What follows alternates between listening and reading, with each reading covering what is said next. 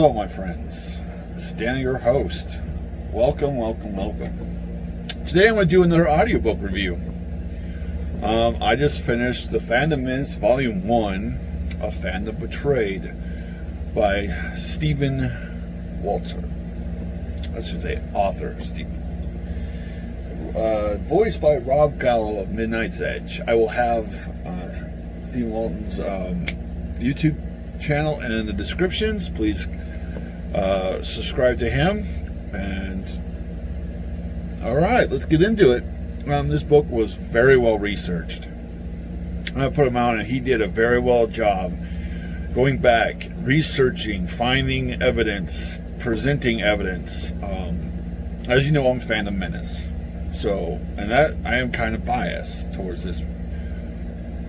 But I always am honest with my reviews. I am always honest with my fans. If I like something, I like something. If I hate something, I hate something. No matter who, if they're a friend or not a friend, it doesn't matter to me. That's because my integrity, my honor would never allow me to lie to my fandom. I really enjoyed this book, though. From just being honest, I really enjoyed it. There's a lot of things I didn't know about with Gamergate. Sorry about that. Well, wait, guys. I had to pause the video for a second. Anyways, back to what I was saying. Yeah, you know, this audiobook was really good to listen to. I enjoy. I love history. It's one of my favorite, subjects is talking about actual history, and this is definitely worth as a read. If you enjoy kind of seeing what's going on in pop culture, why so many things are going downhill so fast, and why people are just having to abandon so many franchises and have to go, this helps explain it. As I said, I didn't really get too much into the Gamergate era of things. Truth that I didn't even know anything was going on like this. I was too busy in college, and at that point I was fully into the Final Fantasy 14 community. So the only thing I paid attention to on YouTube was Final Fantasy 14 stuff. And I played my game, I went to school, I went to work. That was my life back then. I didn't really know all this stuff was happening. And so it was really good to actually delve into that era and hear what was starting all this. I do remember when 2016 hit, pretty much everybody lost their minds. Just because one man became president, they couldn't wait 4 years. They couldn't just be like, okay, our lady lost. Let's just, like normal people. When Obama won, a lot of us were like, okay, another 4 years of Obama. Okay, whatever. I didn't like Obama. I didn't like him personally, but doesn't mean I think he shouldn't have been able to become president. He was voted. He won the vote. I don't understand these people. They're like, oh my God, Trump won the vote. He should be destroyed. No, he won the vote. That means majority of the American people said they wanted Trump. No matter what the mainstream and the California wants, which really pissed them off because they thought they had it no matter what. This was all a clown joke. And then when Trump won, it blew everything, their entire narrative out the door. So instead of just accepting their loss, they had to demonize everyone else. That's what happened. They're not going to allow Our Lady, who I think is one of the most corrupt women in politics in our fucking world. But that's just me. I think most politicians are corrupt. Both sides. I've said that many times. I believe a lot of them, especially these lifelong ones, 40 years, Biden's, the Clintons, every one of them. Even Bushes. I think part of the Bushes are absolutely as corrupt as these guys are. And I met Bush Jr. overseas. But yeah, it's just, it's getting to a point because people don't like one man. They have to demonize entire side of people. I used to think, especially after 9/11, I really was proud of my country. I was really proud of the people of my country. I saw us come together out of a tragedy like never I've seen before. People, nobody cared what color or creed you stood, as long as you stood together as Americans and helped each other out through one of the worst terrorist attacks in our country's history. And it was really disturbing what happened now. We have such a divide, and I think this is on purpose. I think there are elements out there who are funding certain groups of people who absolutely want to see America burn itself to the ground. And they have influence in every aspect of life. They got a hold of colleges. They got a hold of the education system. They got a hold of, Hollywood definitely is entrenched in that shit. Whole countries fucking enjoy it. And everybody says that Trump and Russia are a part of everything. If Russia really wanted to hurt America, this is how. To demonize half the country into us fighting each other. China loves this shit. Places like that. True places of absolute abuse of human rights. I've been to Afghanistan and Iraq. You want to talk about human rights abuse? Holy crap. Children being beaten and forced to work all day long while the men smoke, hookahs all day. And the women are just, I don't even want to talk about the women there. They're absolutely abused. They're killed if they dare speak out. But yet our feminists here think that they're so oppressed. It just... I'm married. I don't care what feminists think. I'm a happily married man. I have kids. I have a wife who is a strong nurse who is working her ass off to become... One day she wants to become a doctor. I have 3 girls. I have a stepdaughter and 2 daughters of myself and a stepson. Stepdaughter wants to be a teacher. And my kids, I don't know what they want to be. They're 5. 3 and 5, so they don't want.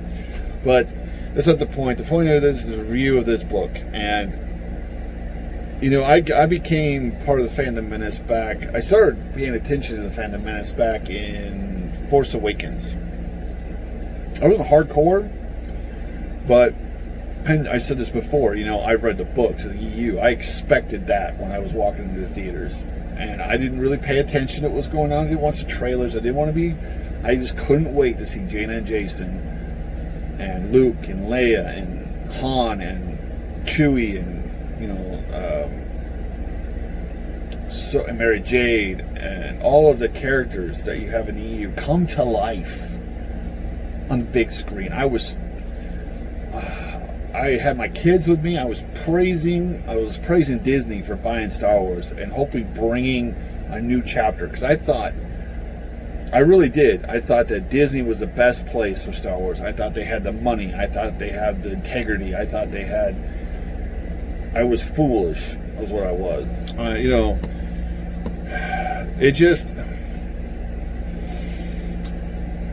I thought when George Lucas retired, and I didn't like seeing him retire. I love the prequels. I love the original, and I enjoyed the prequels. Yeah, Jar Jar Binks is kind of weird, but as a kid, I don't know how young I was when I first saw episode 1. But I liked Jar Jar. I thought he was a funny, cutie character. I just didn't, it wasn't my favorite, but and I didn't really like Anakin because I kind of thought he just wasn't part, whatever. But I still enjoyed them for what they were. They were good, decent movies, and they had a good story. And so I kept waiting for, but yeah. So when I became Fandom Menace, it was after Last Jedi. Or right before The Last Jedi, actually. I was starting to follow I started with Jeremy of Geeks and Gamers. Started watching his videos. And then the High Council. I started watching the High Council every week. And then I started following Gary. I started following Doomcock. I started following all of them. Midnight, all of them. All the Fandom Menace channels. I started watching them. Almost every day I watched tons of Fandom Menace stuff. It's good to, get into this community. I love this community because, they keep calling us fucking hate groups, which is fucking bullshit. But the true hate group is them, because they can't stand us. Why? Because we break their narrative. We are the truth of the fandom, and they hate us for it, because they were never part of our groups. They were the jocks. They were the pretty boys who pretty much tried to beat us up constantly when we were kids. And then what we loved became popular. You know, Marvel, DC became huge. Everybody now likes superheroes, not just the comic book geeks. You know. And instead of just saying, you know what, we were wrong, we're sorry for, treating you like crap, they still treat us like crap. They just believe they're better than us. And it's the same thing. It's constantly happens. It's a shame, because all we want is good story, good escapism. We don't care what the characters are, as long as you don't fuck up old characters. I'm not saying fucked up. I mean, twisting old characters to fit a narrative that isn't what they were designed to do. That was what we hate. You shouldn't make a guy who's been a guy forever a girl. You shouldn't make a girl who's been a girl forever a guy. You just don't do it. Just keep, unless you're the main creator of that product, don't change it. Period. Just let things be great as they are. But this book really delves really good, and it really shows with actual evidence. It shows, it has backing of what has going on. It talks about different sides, what's going on, who are the main players are, why the mainstream media is backing these people, full on backing these people, helping them establish this narrative that is absolutely false because of power. It all goes back down to power. And influence. And what happened was a certain couple people used people to shield themselves from getting criticized for their absolutely disgusting attitudes. And doing that, the mainstream pretty much allowed them to, because political power. They saw an opportunity to gain political power by demonizing the other side. I don't demonize these people. Don't get me wrong. I think there are some awful, awful human beings that are a part of this group. That absolutely have one goal, and that's to improve their situation, no matter who it gets in their way. And they will lie about you. They'll destroy you, and they'll do it with their friends. And for some reason, companies just think your Twitter following has power. They listen to them. For some reason, they go, hey, that guy has thousands of followers on Twitter. They must be righteous. Oh, one day I'll probably lose my job for this. I probably will. One day I'll probably get attacked or doxxed or whatever. I'm not hiding my face. They'll probably find out who I am, and they'll probably go after my family and me. It's probably going to happen. I'm not going to fucking kneel to them. I stood in a desert with literally people who want to cut my head off and stick it on a stake and burn me alive. You think I'm afraid of some Twitter fuckers? No. And I don't know. That's why I'm doing my book. This is why I'm starting my channel. It's because one day none of us are going to be able to, if this keeps going, anyone who doesn't bow to the right think, like this one line of thought, you absolutely will be destroyed.